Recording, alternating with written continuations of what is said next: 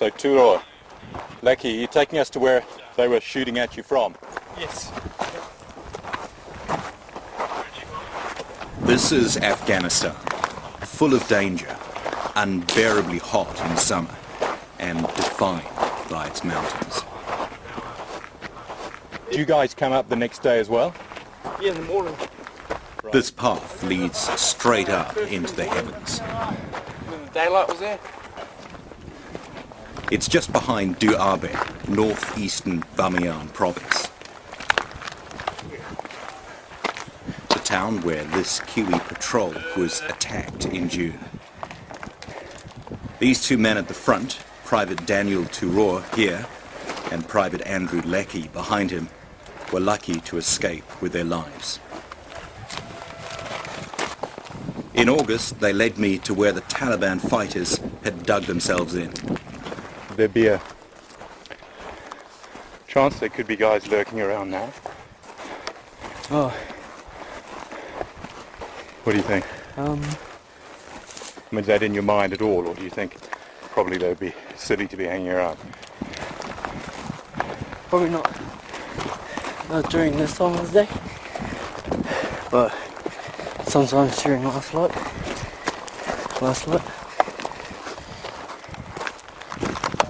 The contact with their enemy is still very present in their minds.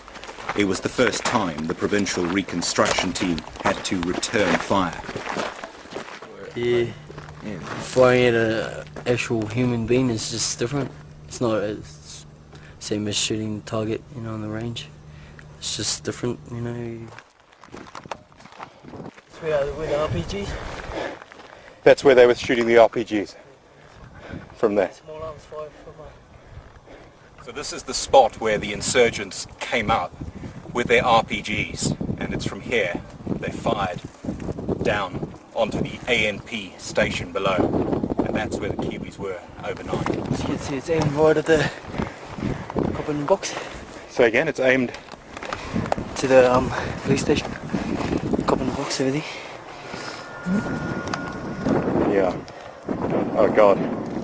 I mean, it's just a goldfish bowl, isn't it? The police compound is on the eastern edge of town, butted up against the mountains. It's on the road out towards the Badlands of neighbouring Baghlan province, where the Taliban has a much greater presence. So yeah, this is where we were staying on the 23rd of June. We all slept all along this back wall here. Right. From below, the insurgents' positions are not easy to spot. And the enemy's location was up on this rocky knoll up here. And then if you look in the background, there's a square cliff face out there, and that's the other one. The fighting had begun just before dark, the Taliban targeting the patrol's main gun on the back wall of the station. The 50 cal was sitting there on the tripod aiming towards the town, just an overwatch because it's the only thing that could really do anything out that way. Right. Turo was sitting behind it, and Leckie... A rocket aimed directly at Leckie and Turo sparked 15 minutes of frenetic activity. First RPG hit there. You can see that It blast sort of there. skimmed and exploded down there. It exploded here. Oh, okay, right. It's a heat round, so it's made to go forward. Yeah. But yeah, we just had the whoosh, and then obviously the bang here. Turo and Leckie were on here. So they were about 3-4 metres away? Yeah, well, I mean, it would have passed within a metre of them.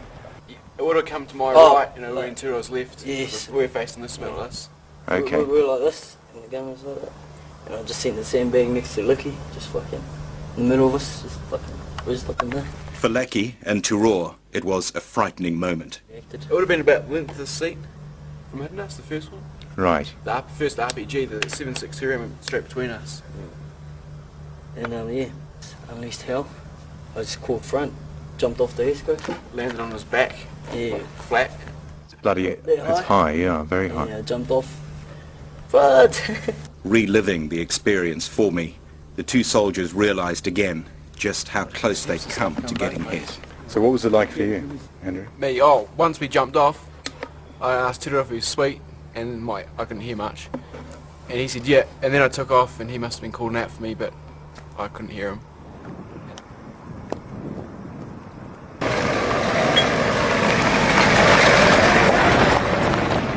Duabe is not the kind of place you want to hang around on your own. A busy coal mining town. Its population is transient. Its people indifferent.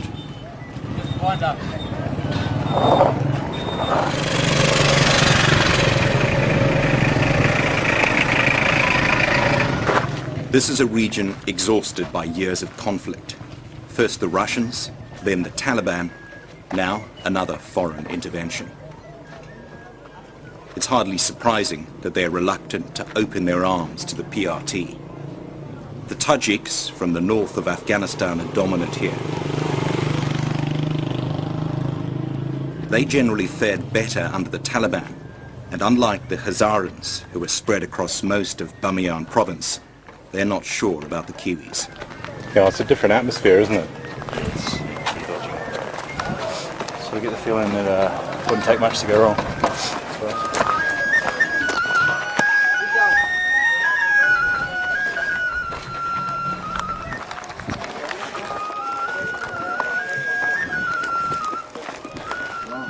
The atmosphere here is definitely very, very different from Bamiyan Central and near Kiwi Base.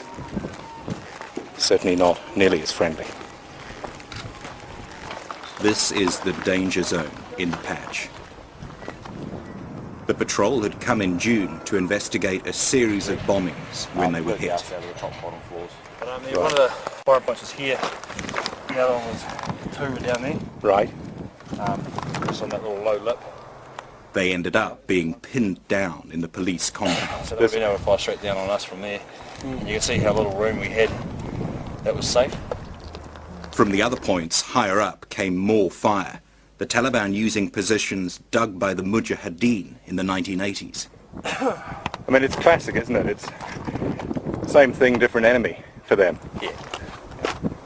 Pretty much. Feels a bit like just sniffing the Taliban. They're nowhere around now, but they would have walked up that gully we walked up, do you think, to get here? Oh, this one just behind us, Yeah. you mean, sorry? Yeah. Yeah, no, definitely come up there. So that the route we walked would have been the route they walked up. Yeah. What the NDS reckon and what they could find out, make out from the footprints, etc. Were at the bottom of this gully here, they split. One half of the group went up to here to the 600, the other half carried on down this gully, and then came up this little re-entrant here. Right. Where we came up into this position here, and obviously those guys at the 600 covered their withdrawal route up this valley, I suppose, just in case we tried to chase them up. So it was quite well done, actually.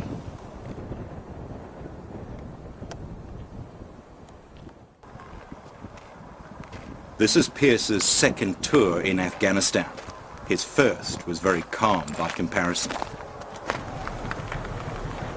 Myself, I came running over here to this corner because I knew these two guys were here, and part of their procedure was, if we got contacted, was to jump on the 50 and get it going. Right. But the amount of rounds that were going into it, I was hoping that they hadn't gone up and tried to get on it, because they would have been out of there. Yeah. So you had to get out into the open to fire back.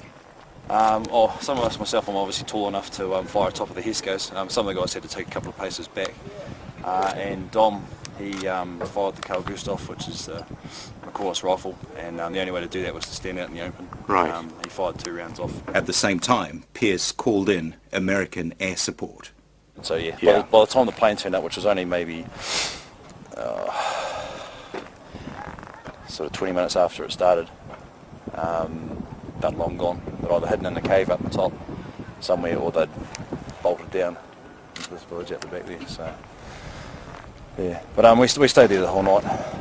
We didn't go up during the dark hours just because I was unsure exactly what the hell we were up against. Yeah. Yeah. Waited till first light, and then first light we sent a clearing patrol up, cleared the firing positions, found a ton of brass and bits and pieces, and then went up to that second firing position as well, and same again, but didn't find anything else, no blood trails or anything. So you didn't hit any of them as far as you can tell? Well, as far as we know, no.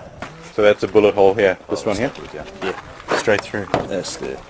The battle scars are still evident at the compound. Policeman Mohammed Hassan believes he's lucky to be alive.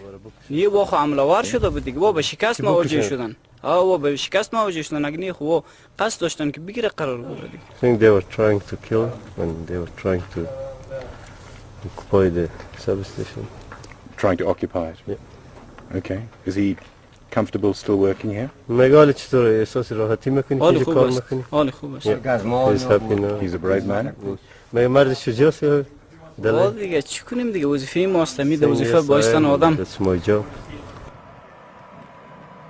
Would you shy away from the same thing again, or would you welcome it? Obviously welcome it. Would you? Yeah.